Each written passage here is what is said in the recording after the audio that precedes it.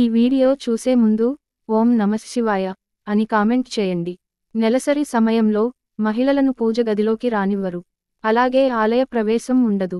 పడక గదిలో నిద్రపోనివ్వరు. భోజనం విషయంలోనూ షరతులు పెడుతుంటారు. అయితే ఋతుస్రావం సమయంలో పెద్దలు చెప్పే ఈ నియమాల గురించి ఈ వీడియోలో తెలుసుకుందాం. హిందూ ధర్మశాస్త్రం ప్రకారం స్త్రీలకు నెలసరి వచ్చే సమయంలో స్త్రీలు ఖచ్చితంగా కొన్ని నియమాలు పాటించాలి. మొదటిగా, స్త్రీలకు నెలసరి వచ్చిన రోజున వెంటనే తలస్నానం చేయాలి. అలాగే స్త్రీలు ఈ సమయంలో కాటన్ దుస్తులను మాత్రమే ధరించాలి.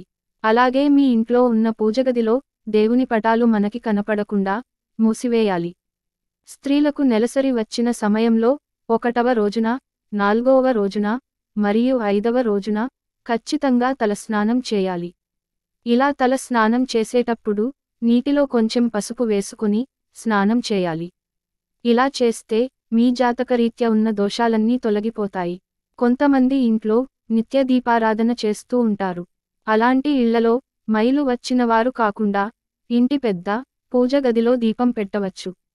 స్త్రీల నెలసరి 5 రోజులు పూర్తయిన తర్వాత స్త్రీలు ఇంటిని శుద్ధి చేసుకోవాలి. అప్పుడే ఇంటికున్న మైలు పూర్తిగా తొలగిపోతుంది. చాలా మంది ఇళ్లలో ఇంటికి శుద్ధి చేసుకోకుండా మైలు పూర్తి అయిన తర్వాత పూజలు చేస్తూ ఉంటారు. అలాంటి ఇళ్లలో దేవతలు నివసించరని, ఎన్ని పూజలు చేసినా ప్రయోజనం ఉండదని పండితులు వివరిస్తున్నారు. స్త్రీలకు మైలు ఉన్న 5వ రోజున నీటిలో రాళ్ల ఉప్పును, అలాగే కొంచెం పసుపును వేసి ఇంటిని శుభ్రం చేసుకోవాలి. ఇలా ఇంటిని శుభ్రం చేసుకున్న తర్వాత ఇంట్లో ఖచ్చితంగా పసుపు నీళ్లను చల్లుకోవాలి. చాలామంది తమ ఇంటి గుమ్మం ముందు కొన్ని దిష్టి యంత్రాలను, కలబంద మొక్కలను, గుమ్మడికాయలు ఇలా పెడుతూ ఉంటారు. కానీ ఒక్కసారి మన ఇంటికి మైలు వస్తే మన ఇంటి గుమ్మం ముందు ఉన్న దిష్టి యంత్రాలకు ఉన్న దైవశక్తి అంతా నశించిపోతుందట.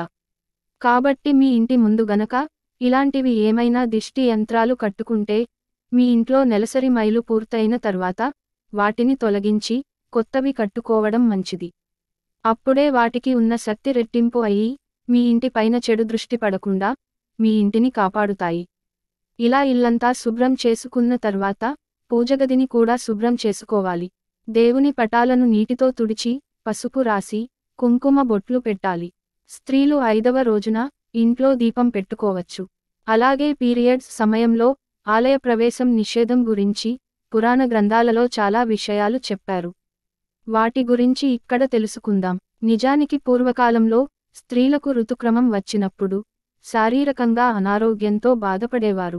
పూర్వం రోజుల్లో గుడికి వెళ్లాలంటే నదిలో స్నానం చేసి గుడిలో ప్రవేశించే ఆచారం ఉండేది. బహిష్టు సమయంలో రక్తస్రావం కావడం వల్ల నది నీరు కలుషితమవుతుంది. కాబట్టి స్త్రీలకు పీరియడ్స్ వచ్చినప్పుడు ఇంట్లోనే ఉండాలని పండితులు సూచించారు. అందుకే ఆలయ ప్రవేశం నిషేధించబడింది.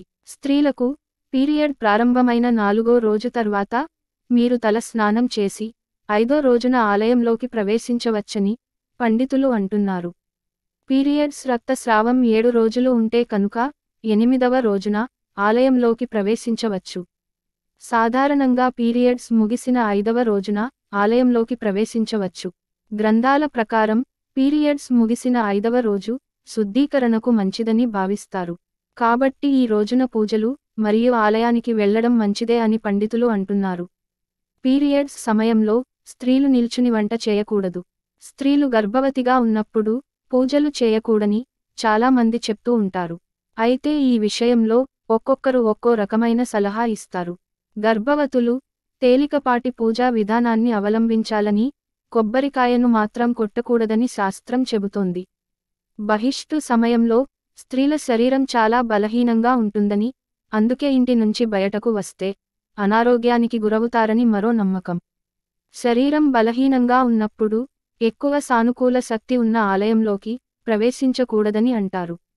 కొన్ని యజుర్వేద గ్రంథాలలో స్త్రీలకు ఋతుక్రమం ఎలా ప్రారంభమైంది అనే విషయాల గురించి క్లుప్తంగా వివరించారు.